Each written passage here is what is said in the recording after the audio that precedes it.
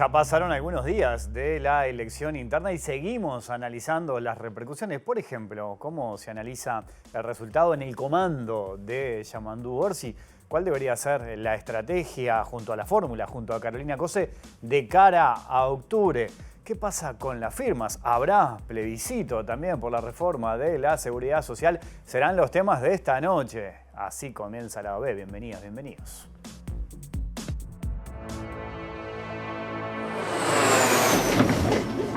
You okay?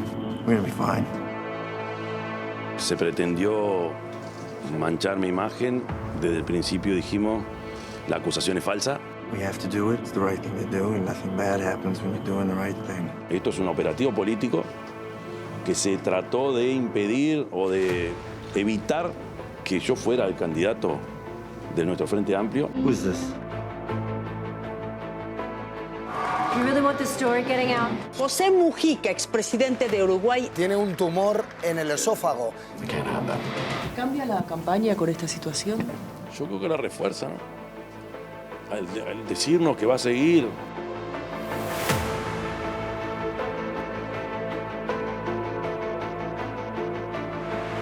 If your boy wins, you get a job in the White House. He loses, you're back at a consulting firm.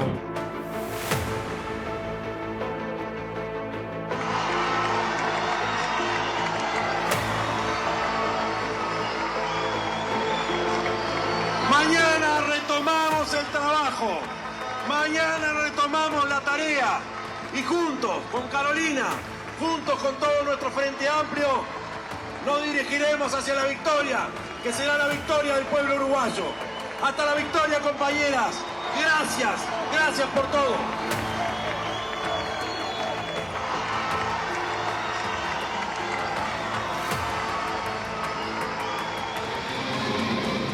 I'll do or say anything if I believe in it, but I have to believe in the cause.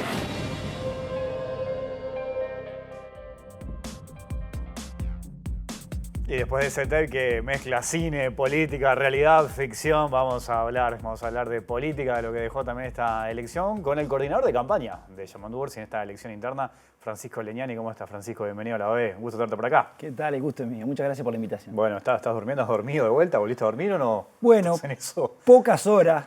Lo que uno pensó que podía llegar Sí. a venir una bajada después, la verdad que ha sido movido estos días. Pero bueno, contento, muy Ajá. contento. Te contaba recién, después de la elección del domingo, el lunes de mañana te vi con algunos colegas también tempranito. Vas y venís a Canelones, vos vivís en Canelones, Yo en vivo Ciudad en de Ciudad de Canelones. Canelones. Me acosté muy tarde, lógicamente, esa noche, después de un día bastante intenso. Y al otro día tempranito estábamos acá en Montevideo hablando con colegas. Sí. Con Bueno, pocas horas de sueño. otra instancia, ahora vamos a hablar de eso, ¿no? De cómo queda parado la fórmula, el Frente Amplio. Tuviste mucho trabajo en la campaña interna. ¿Te sorprendió el resultado de la interna, la ventaja que le sacó Orsi a Carolina Cose? Me sorprendió en varios aspectos. Primero, que esperaba más votación en términos globales. Con el transcurso de la campaña, uno veía que no terminaba de prender la cosa. Se hablaba del frío, de la Copa América, o lo que todos ya conocemos, las vacaciones de julio. Y bueno, y sobre el final recién la cosa empezó a tomar calor, cuando nosotros hacía tiempo que veníamos en campaña. El día de la elección, cuando empezaron a llegar los números de la Corte Electoral y los guarismos eran tan bajos, bueno, yo ahí me preocupé un poco, porque los números eran realmente bajos. Ni siquiera llegaban al 37% de las internas del 2014. No me imaginaba que después de abiertas las urnas el Frente iba a tener la votación espectacular que tuvo. Ahí Fernando Pereira, desde el inicio de la campaña, nos pinchaba con el objetivo de los 400.000 votos. Y yo confieso que con el transcurso de la campaña pensé que iban a ser menos. Yo calculaba, bueno, si el Frente tiene 320.000 votos, es una muy buena elección para nosotros, tomando en consideración que habíamos votado 257.000 la pasada. Para mí, superar esa votación era un objetivo. Alcanzar lo que para mí era una excelente votación de 320.000, 330.000 votos era maravilloso. Y esto que pasó para mí fue realmente sorprendente. ¿Y por dónde crees que está la explicación de que el Frente haya votado más de 400.000 votos? Bueno, teníamos una interna competitiva, atractiva, y después esto yo le atribuyo un gran trabajo en estos años que fue sedimentando esta votación de parte de la fuerza política con esas 1.800 reuniones que hizo a lo largo y a lo ancho del país con el Frente Te Escucha. Sin histrionismo, sin prensa, de manera silenciosa, llegaron a aquellos lugares donde se nos había criticado que el Frente se había alejado, que cuando los compañeros volvían a Montevideo siempre repetían, llegábamos y decíamos, por fin vinieron, por fin nos están escuchando, y ahí había una carencia. Y yo creo que el Frente se puso ese trabajo al hombro, repito, de manera silenciosa, y ahí sedimentó lo que después se vio en las urnas. Quedó algo de toda esa recorrida, y después un trabajo militante de todos los sectores. Yo puedo hablar más con mayor propiedad de los que apoyaban la candidatura de Yamandú, pero me consta que fue de parte de los sectores que apoyaban a Carolina y también a Andrés, de trabajar día y noche. Con frío, con lluvia, barriada, feria, sin descanso, pese a que veíamos que costaba que la gente... Hubo una encuesta en un momento que decía que solo el 11% de la ciudadanía sabía que las elecciones eran el 30 de junio. Entonces había que redoblar los esfuerzos. Se hizo y por suerte dio su fruto. Y bueno, y tuvimos una muy buena votación, cerrando una fórmula esa misma noche en clave de unidad, de fraternidad. A nosotros los Frente Amplistas mucho la competencia interna no nos gusta, no lo tenemos tan naturalizado como otros partidos. Es una instancia que hay que pasar. Y ahora empieza el partido de verdad, que son las elecciones de octubre. Ahora, pensando en eso, ¿no? En octubre, sé que están en etapa de conversación, recién el otro día la fórmula se reunió por primera vez, también con el secretario ejecutivo del Frente Amplio, pero según tu experiencia de lo que trabajaste en la interna, ¿por dónde crees que debería pasar la clave de la campaña del Frente Amplio? Bueno, los primeros pincelazos de lo que va a ser la campaña ya lo dieron Yamandú y Carolina en las reuniones que tuvo Yamandú el día lunes con Fernando y la fórmula, también con el secretariado, de que lo que hay que empezar a hacer es recorrer de nuevo. Lo va a hacer primero el Frente y después lo va a hacer la fórmula. Recorrer de nuevo para agradecer y para empezar a trabajar lo que es la campaña de octubre. Esto que pasó no nos garantiza nada. Tuvimos una muy buena votación, pero tiene que servir como plataforma para redoblar el trabajo, porque no hay nada ganado. Nosotros tuvimos una elección en el año 2009, que votamos menos que el Partido Nacional, que obtuvimos el gobierno, 2014 lo mismo. Ahora votamos más que el Partido Nacional. Yo recuerdo al candidato del Partido Nacional en el cierre en Maldonado decir, si el Partido Nacional en las elecciones internas vuelve a ser el más votado, estoy convencido que esa noche ganamos las elecciones de octubre. Me parece que fue demasiado vehemente en sus consideraciones, tal vez parado en que el Partido Nacional y la coalición, los partidos que integran la coalición habían votado de determinada manera en las elecciones pasadas, le sacaron una ventaja al Frente de 444.000 votos, ahora fue sumando los partidos de la coalición de una cifra cercana a los 30.000 votos.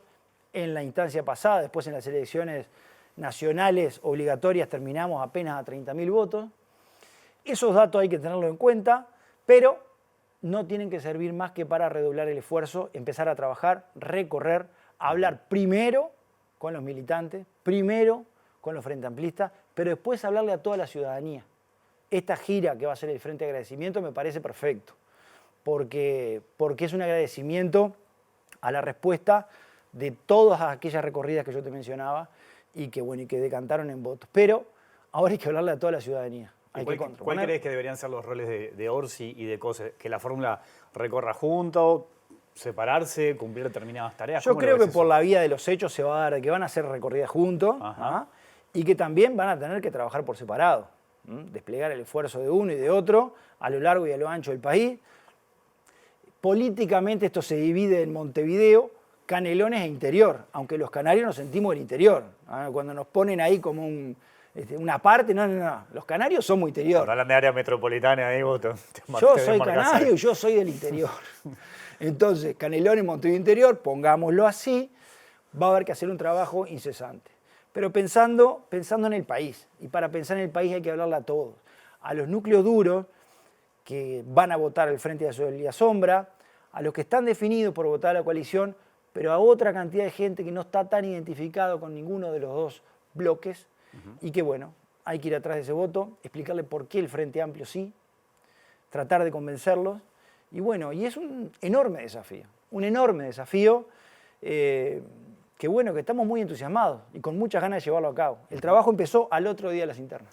Más allá de que el Frente Amplio obviamente apuesta a su fórmula, a su estrategia, va a competir con la fórmula del Partido Nacional, Álvaro Delgado y Valeria Ripoll. Veremos. ¿Cómo la ves? ¿Cómo viste esa fórmula que se designara Valeria Ripoll? Bueno, una fórmula que tuvo que ser y que está siendo muy explicada por parte del candidato del Partido Nacional. Y a veces en política el que explica se complica y por algo ha tenido que explicar tanto.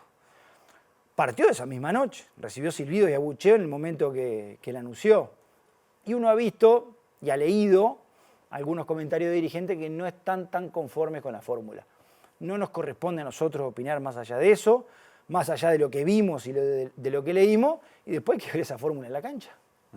¿Eso puede llegar a condicionar la estrategia del Frente Amplio, por ejemplo? No, para nada. Porque viste que mucho se habla, hay dirigentes, yo escuché dirigentes del Partido Nacional, vos también, de que Ripoll podría ir a atacar directamente a Cose, buscarle los puntos flojos. ¿Eso puede llegar a modificar un poco lo que piensa el Frente Amplio? Lo que pasa es que yo creo que si el rol de una candidata a vicepresidenta va a ser el de atacar a una gestión de gobierno departamental, tanto de Montevideo como de Canelones, me parece que ahí arrancan perdiendo. Tendría que ser más elevada la propuesta de parte de una persona que puede llegar a ejercer la vicepresidencia del país, ni más ni menos, y en ocasiones la presidencia. Entonces, que se base en un ataque a la gestión de Carabinero Montevideo y Yamandú en Canelones, bueno, para nosotros mejor, bienvenido sea. La campaña de Orsi tuvo algunas particularidades, algunas repasamos recién en el tape. La acusación falsa, por ejemplo, ¿no? Hoy, ya con el resultado a la vista, después que pasó todo, ¿qué enseñanza les dejó eso a ustedes? Bueno, primero que fue un trago amarguísimo, amarguísimo. Uno se prepara para que en una campaña electoral puedan venir ataques y se consideran normales. Ahora, de estas características donde se ha visto que en el mundo y en la región de repente han dado ciertos resultados, acá no se había visto de esta manera. Entonces, al otro día del primer video, del primer ataque, tuvimos una reunión con algunos compañeros y realmente era un poco de desnorteo, de ver cómo nos parábamos frente a esto, que era un disparate a todas luces. Pero yo a Yamandú lo conozco hace 30 años. Fue profesor mío de historia en el Liceo Tomás Berreta de Canelones cuando tenía 15, en cuarto de liceo. Y hace 20 años que trabajo con él 8 horas por día. Y sé lo que es y sé quién es. Pero ¿qué estarían pensando en Mercedes y en Tacuarembó, que no lo conocen tanto? ¿Y si esto se archivaba por una cuestión formal? ¿Por una cuestión de prescripción? Quedaría sembrada la duda, bueno, se archivó, quién sabe si pasó o no pasó, quién sabe si ese día no venía de una comida.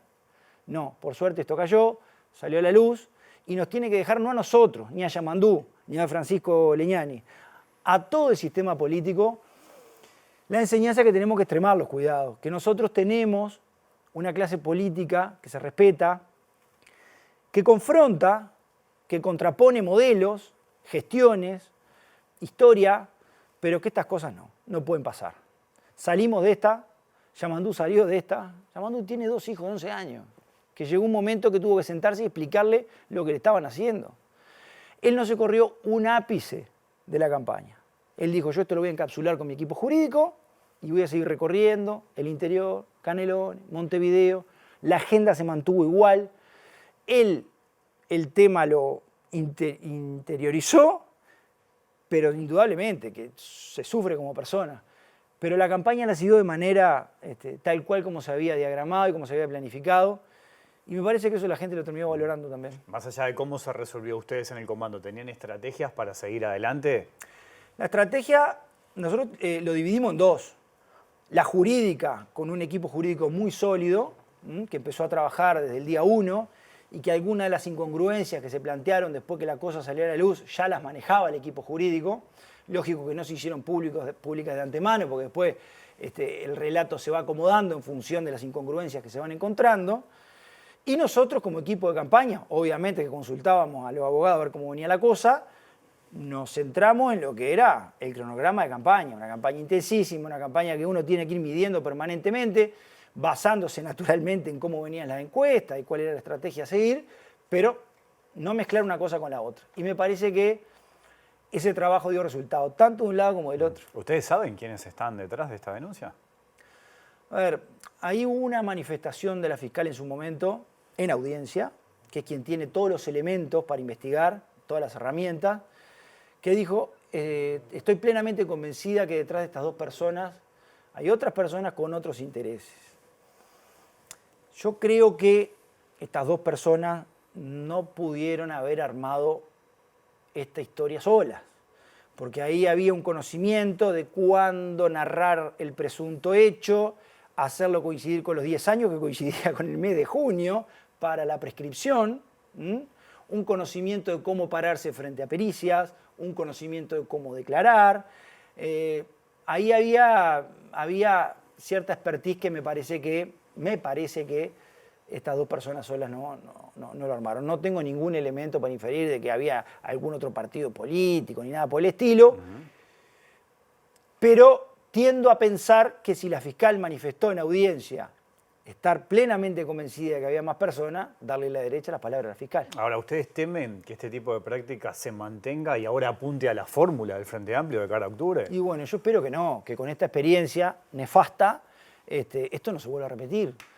Pero esto es una expresión de deseo, no tengo la bola de cristal y no sé si pueda llegar a aparecer o no aparecer. Y si aparece, otra vez prender la luz de alerta de que estas cosas en Uruguay no pueden pasar. No pasaban y no pueden pasar. Retomo con una respuesta que hoy dijiste al pasar, no es que la dejé pasar porque la retuve. Cuando yo te planteé lo de la fórmula del Partido Nacional, dije que el Frente Amplio va a competir con ellos, dijiste veremos. ¿Eso qué significa? ¿Que van a ganar en primera vuelta?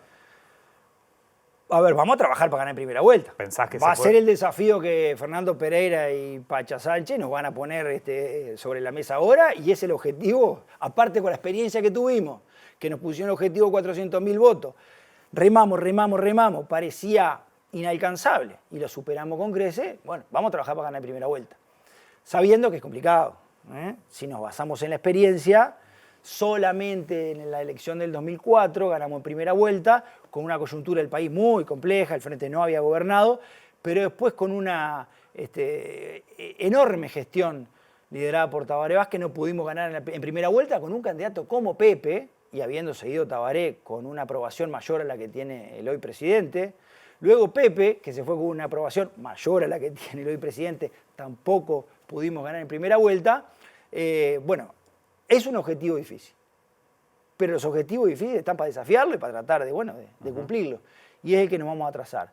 Y después hay que ver qué pasa con los distintos partidos de la coalición, a ver quién vota mejor, no sé. Bueno, ahí sentado ahí mismo, Ojeda me dijo que su objetivo es que el Frente Amplio no gane, por ejemplo, Sí, ¿no? que el Frente Amplio pierda. Ese es el objetivo de Ojeda. ¿Y cómo tomás eso? Y bueno, también me parece un argumento bastante pobre. Ojeda tiene como su referente político al presidente de la República, bien por él, dentro del Partido Colorado. No sé cómo les habrá pegado a los colorados, o sé, sí, porque tuvieron la peor votación de todas las internas, no los acompañaron. Pero bueno, su objetivo es que el Frente Amplio pierda. Con esa consigna se anda paseando por todos lados. Bueno, veremos. ¿No podría captar quizás votos, capaz, del Partido Nacional también? A partir de que Ripoll es compañera de Delgado. Y eso, a ver, van a empezar a salir encuestas rápidamente, a ver cómo se están moviendo los votos dentro de la coalición. Son partidos distintos. Yo supongo que van a tener que competir, por más que el Partido Colorado se haya blanqueado un poco ahora con la figura de Ojeda, ya que su referente es el presidente de la República, una cosa que a mí me dejó helado, pero bueno, está, si lo es, lo es. Y a ver cómo se mueven, cómo reacciona el Partido Nacional, cómo reaccionó a este nombramiento de Ripoll. Se ha visto que los principales referentes que han pedido cámara como locos antes de la interna se han llamado silencio. Vimos un senador que dijo, vamos a ver qué tan bueno es Pereira como presidente del Frente Amplio si llega a los 400.000 votos. El senador Sebastián da Silva, que ahora, mutis. En octubre vamos a tener una reforma, el plebiscito por la reforma de la seguridad social en el Frente Amplio y opiniones divididas. Hay sectores que apoyaron la precandidatura de Carolina Cose, que impulsan, que apoyaron la recolección de firmas, por ejemplo, y otros que no, los que apoyaron a Yamandu Orsi. ¿Cuánto crees que puede condicionar eso la campaña de octubre? Bueno, el Frente Amplio no lo impulsó, no impulsó la recolección de firmas. No, de hecho dio libertad de acción, ¿no? No, pero no impulsó la recolección al principio, como Frente Amplio. El Frente Amplio, su programa lo que tenía es diálogo social, es una mala ley, que hay que reverla y que después de ganado el gobierno, en caso de que se dé, lo vamos a discutir. Sí es cierto que hubo sectores que respaldaban la candidatura de Carolina, que acompañaron al PIT-CNT en la recolección de firmas. Y por esa circunstancia es que el Frente Amplio declaró la libertad de acción y todo parece indicar que va a reafirmar esa declaración. Que me parece que está bien, que es sano, porque hay sectores del Frente que sí apoyaron la recolección. Dentro de la candidatura de Carolina también habían sectores, hablo puntualmente de Pablo Ferreri, que se ha manifestado en contra del plebiscito, y dentro de la precandidatura de Yamandú ha sido una posición unánime. Después cada uno dentro de Libertad verá qué es lo que hace. En nuestro caso particular yo voy a hacer campaña en contra, voy a plantear de que esto hay que verlo después, de que es una mala ley, pero que esto no debería ir a la Constitución, de que va a generar un desequilibrio en las cuentas públicas, que hay que analizar luego de ganar el gobierno, y por la vía legal, el tema de la edad, el tema de que si corresponde, por supuesto que no corresponde que caiga todo el peso sobre los trabajadores, el equilibrio de las cajas, el financiamiento, pero eso es una discusión posterior. ¿Por qué además no debería quedar plasmado en la Constitución? Porque la Constitución tiene una rigidez que no tiene la ley, ¿no?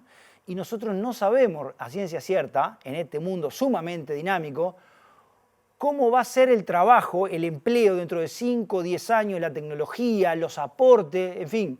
La Constitución tiene esa rigidez que no te permite estar tocando la Constitución a cada rato, no es la idea. Entonces nos parece, ese otro argumento también, mejor discutirlo después y que la solución venga por la vía legal. ¿Condiciona de que Carolina Cose no se haya pronunciado todavía sobre ese tema? Carolina se va a pronunciar. Ya manifestó que después de la interna se iba a pronunciar. Ahora, se va a pronunciar en el marco de la libertad de acción.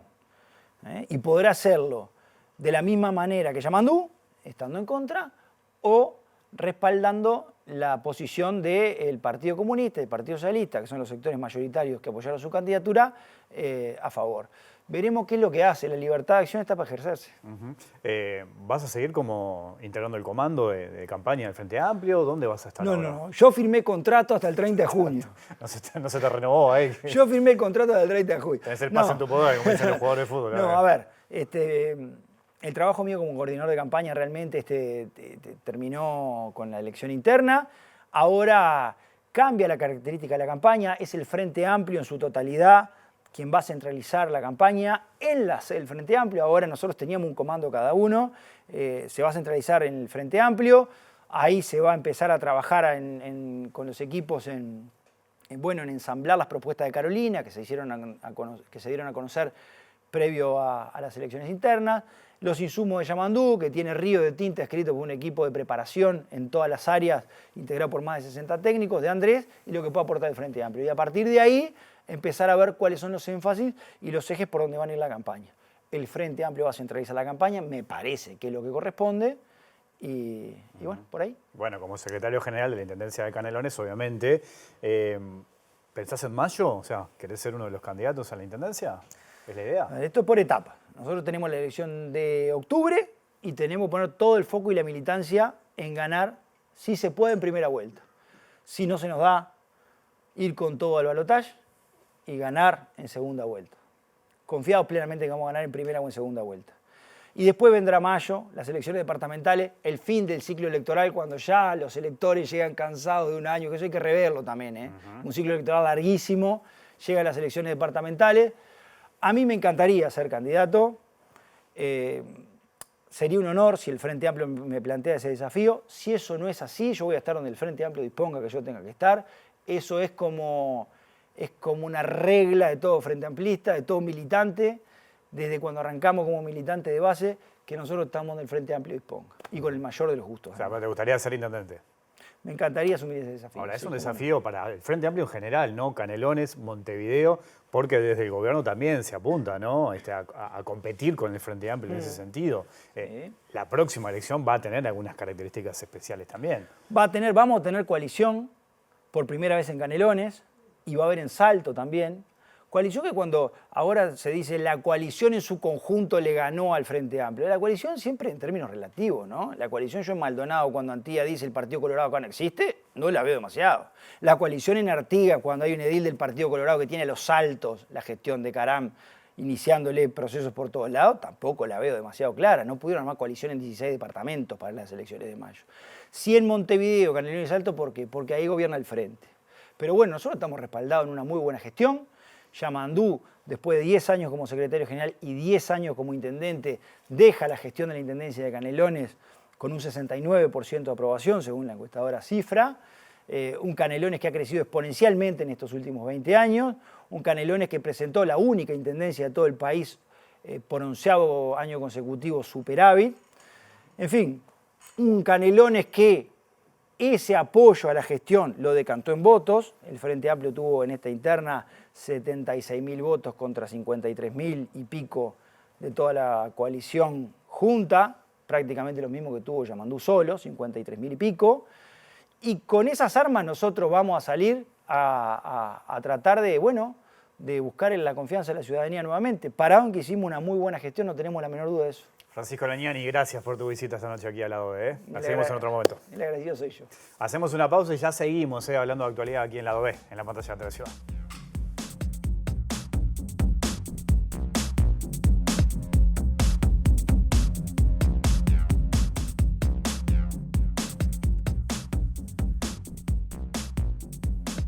Seguimos en vivo en el Lado B, aquí en la pantalla de TV Ciudad, y nos metemos con otro tema importante de actualidad, porque como les decía en el bloque anterior, se alcanzaron las firmas.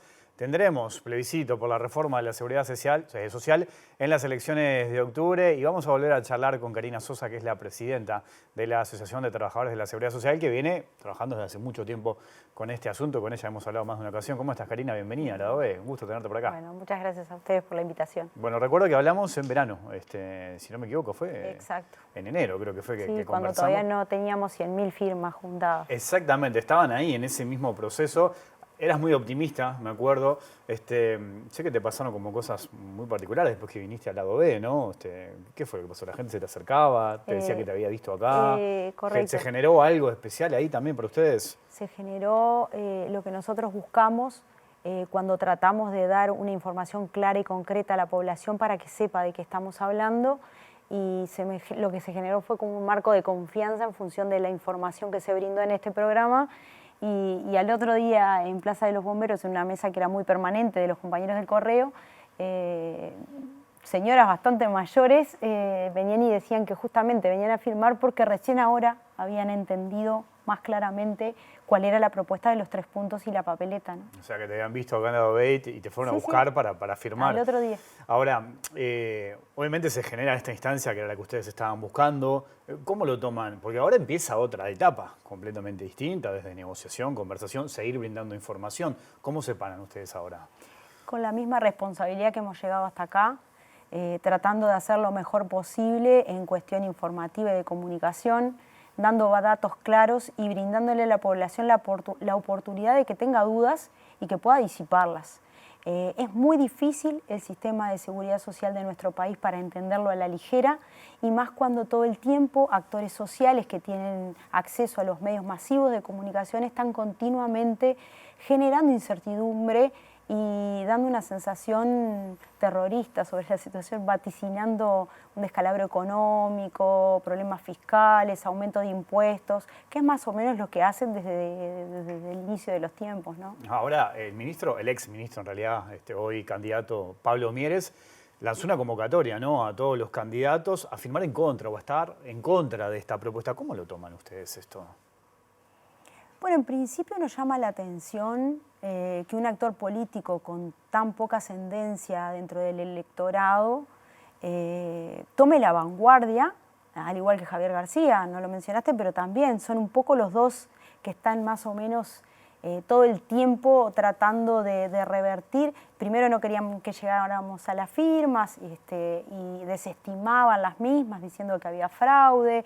O sea, utilizaron todas las herramientas como para desacreditar lo que el movimiento sindical y las organizaciones sociales tratábamos de llevar adelante con una propuesta concreta y clara.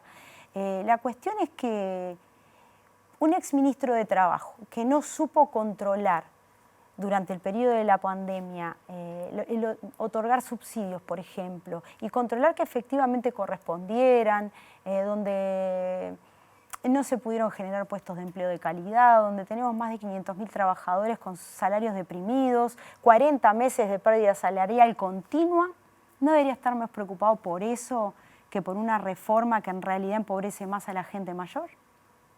Esa es nuestra visión, lo propositivo.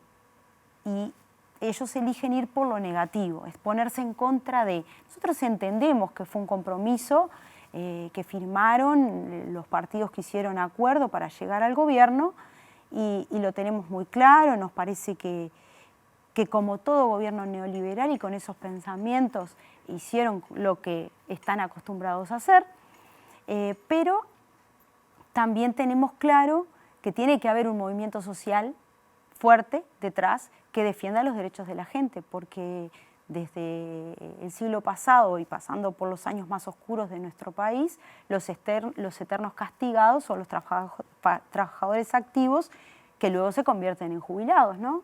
Y porque siempre es esa fracción de la población, o sea, el pobre, el que se tiene que hacer cargo de las malas gestiones. Podemos también ahondar en el tema de las empresas públicas. Nosotros tenemos una historia como movimiento sindical de plebiscitos de empresas públicas. Por decir una, Antel. ¿Qué opina el ministro de la cantidad de caída de usuarios de uno de los organismos más importantes del país en referencia a la generación de rentas generales, ¿no? Que es lo que sostiene el sistema de seguridad social.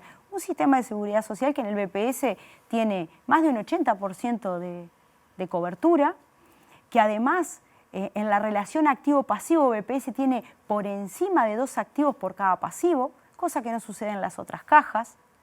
Y nosotros pasamos raya y decimos, bueno, acá lo que pasa es que se crea en la ley 20.130 una agencia reguladora que va a unificar un sistema mandando a trabajadores que hoy no tenían el problema de dividir sus aportes a que lo dividan y efectivamente tengan que aportar a la SAFAP y así asegurarle un ingreso a estas entidades que están lucrando con el dinero de los trabajadores.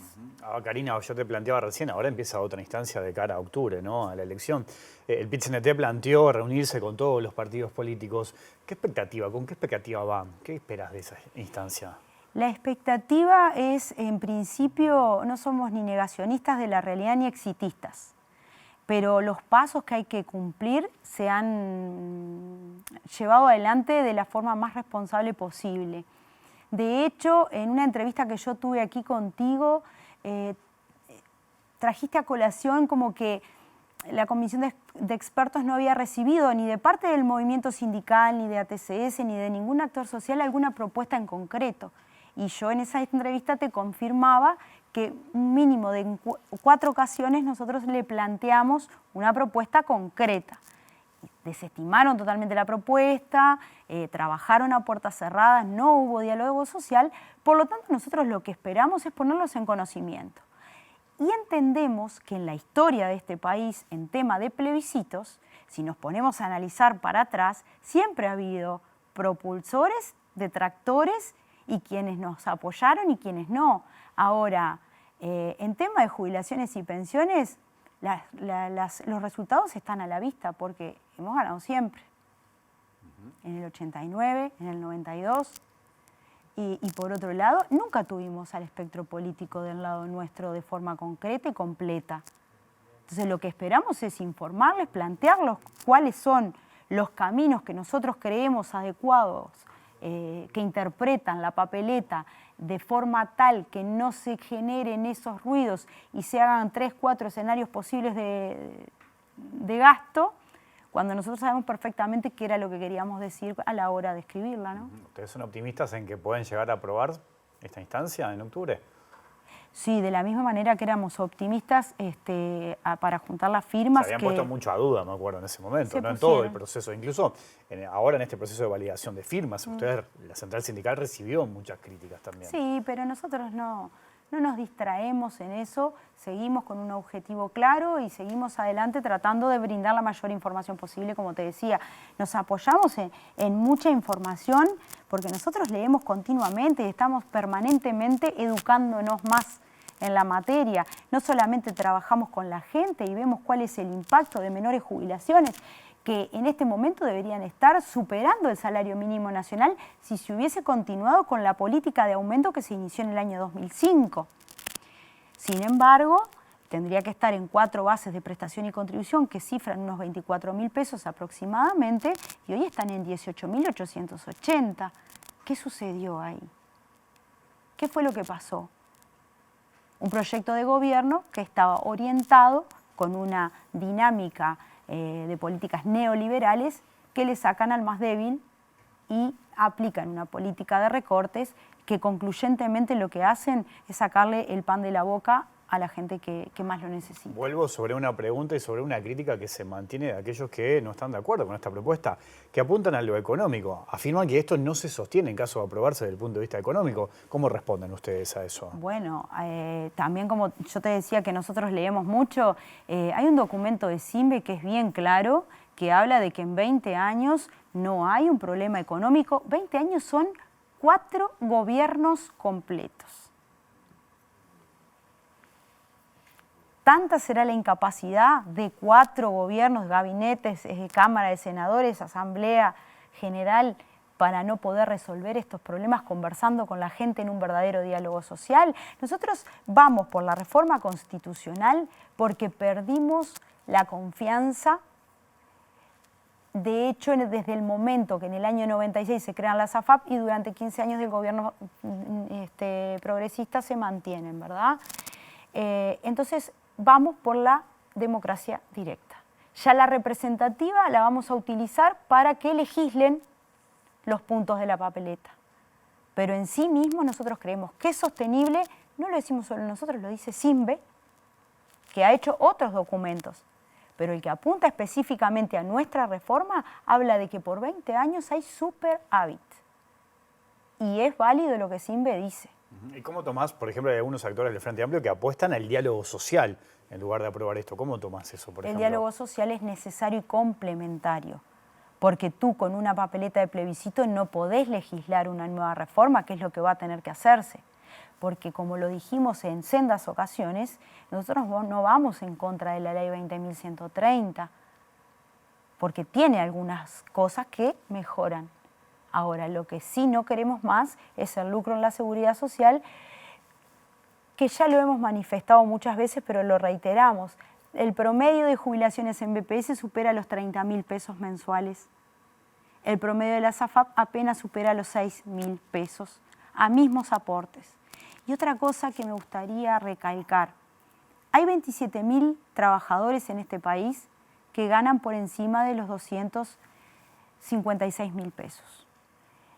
Por encima de ese aporte no se paga aporte a la seguridad social, lo cual en ministros, diputados, senadores que están por encima de los 500.000 pesos, y eso sin contar las partidas extras, el promedio general que nos queda es que ellos aportan un 6%. Sin embargo, el trabajador que gana 30.000 pesos aporta 15%. ¿Es justo eso en un país tan pequeño que podemos sentarnos a conversar de manera seria y madura? Nosotros creemos que no, definitivamente. Karina, aprovechando que estás acá, me gustaría también tocar otro tema que es importante. Ustedes están en conflicto, ¿no? Entre otras cosas, reclamando más personal. Digo que es importante porque además repercute en la gente, en la atención a la gente. ¿En qué está ese tema? ¿Cómo están ustedes con ese tema del conflicto? Bueno, estamos mal porque en definitiva estamos en términos concretos dialogando en el ámbito tripartito. Nuestros compañeros y compañeras están continuamente estresados, no están dando abasto para sostener la demanda de trámites que se están presentando día a día. La negociación con el BPS viene compleja porque nosotros tenemos una puesta en marcha de metas, se llaman metas, institucionales, sectoriales e individuales para algunas capas gerenciales. Y lo que estamos reclamando es la falta de personal, que lo venimos haciendo desde gobiernos anteriores. ¿Cuánto precisan, por ejemplo? Y bueno, el problema es cuántos se fueron. Ajá. Y cuántos tenemos tercerizados. y que no pueden cumplir la misma función que un funcionario común y que se están usando pasantes para hacer tareas estructurales del banco. Estamos hablando de que no se pueden atender los reclamos, la demanda de la gente que quiera hacer un trámite en BPS. Exacto. Es más, el otro problema que tenemos es de comunicación. Porque aparte la gente piensa que uno nace en este país como un ente separado de todo el resto. Nosotros somos una comunidad y como tal tenemos que saber que el Banco de Previsión Social se encarga de jubilaciones, pensiones, seguros por enfermedades, empleo, AYEX, prótesis, órtesis, y tenemos la parte de salud, de enfermedades raras y de efectos congénitos, que no hay nadie en el país que atienda eso. Las mutualistas no tienen la expertise que sí tiene el Banco de Previsión Social. Ese es un capital humano, social y en términos de salud concretos que hay que preservarlo, porque nadie está libre de mañana procrear y tener un hijo con una discapacidad y no tener un sostén. Y el BPS es garantista de derechos. Entonces, necesitamos que nuestros trabajadores puedan ejercer sus funciones de forma tranquila, eficiente, seria, y que la gente cuando va a hacer un trámite se vaya con las cosas claras. El problema de esta transición y de esta reforma es que se introdujo a forceps, ¿verdad? Y la implementación fue a la carrera. Entonces, hay muchas cosas que cambiaron y hubo un periodo de tiempo en el que hubo gente que tenía derecho a determinadas cosas y por una interpretación errónea se les decía que no. Y eso pasa de que ahora hay gente que capaz que tenía un derecho que se le dijo que no en un momento, lo tiene y no lo va a tener nunca porque no vuelve a consultar. ¿Y en qué está esa negociación? ¿Está estancada? Estamos yendo al ministerio. El problema es que no obtenemos ningún tipo de respuesta porque se pasan las... Siempre en todas las cosas hay que buscar un culpable, ¿no? Bueno, el BPS habla de la OPP y la OPP habla de que BPS tendría que mejorar su gestión. No puedes mejorar tu gestión si no estás enfocado a la misión y a la visión que tiene el Banco de Previsión Social. Porque mandar a la gente a hacer los trámites por internet cuando han perdido un familiar y tienen que hacer una pensión por fallecimiento es revivir todo ese dolor. Cuando tienen que hacer un trámite porque están con una deuda, son empresas, necesitan una persona que les esté explicando cuál es el contenido de la deuda, cómo la puede financiar, y eso se está perdiendo, porque no tenemos gente para atender. Ustedes dicen que más allá del avance tecnológico, de poder hacer algún trámite por internet, el recurso humano, el factor humano es fundamental para determinados trámites. En un organismo como el nuestro, sí. Sí, claro que sí. Puede haber otros lugares, te puedo citar a la DGI, que se hacen las declaraciones juradas de RPF por internet. La gente ya aprendió a hacerlas, porque aparte es una vez por año y es un sistema muy ágil, muy válido. El BPS tiene sus complejidades y tenemos un lenguaje que es poco atractivo para poder transmitirle a la gente de qué manera hay que hacerlo. Y a veces una persona manda un trámite por la vía web y le rebota 5, 6, 7, 8 veces, porque todos los funcionarios que lo agarran tienen un concepto diferente porque no hay una buena comunicación. Karina, te agradezco mucho tu visita. Seguimos con este tema, ¿te parece más adelante? Sí, me encantaría porque justamente es un lugar en el que uno se siente muy cómodo porque las preguntas son muy acertadas y hacen a la claridad del tema. Te agradezco, Hasta la próxima. Nosotros nos vamos, volvemos mañana a las 20 horas. Que pasen bien, chau.